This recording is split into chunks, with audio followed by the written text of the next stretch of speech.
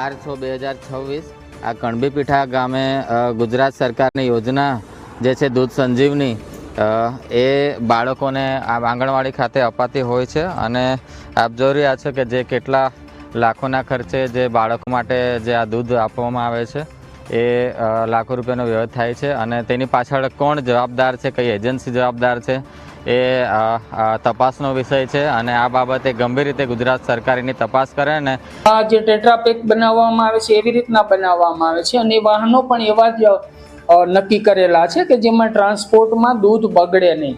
બગડેલું દૂધ ડેરી ક્યારે આપ્યું પણ નથી અને આપે પણ નહીં, એ સપ્લાયર ન કરે. કોઈ મિસચીફ કરી હોય કોઈ સપ્લાયરે અને પોતે ક્યાંય એમનું વાહનની કંઈ સમસ્યા સર્જાઈ હોય કે કોઈ સંજોગો એવા થયા હોય કે ઈરાદાપૂર્વક કર્યું હોય, બની શકે એવું.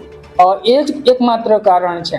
એ સિવાય 12 તારીખનું દૂધ પણ બીજે દિવસે સપ્લાય કરે એવી પણ સંભાવના નથી. સેમ ડે એ સપ્લાય કરવું પડે અને રોજે રોજ એનો રિપોર્ટ પણ મેળવવામાં આવે.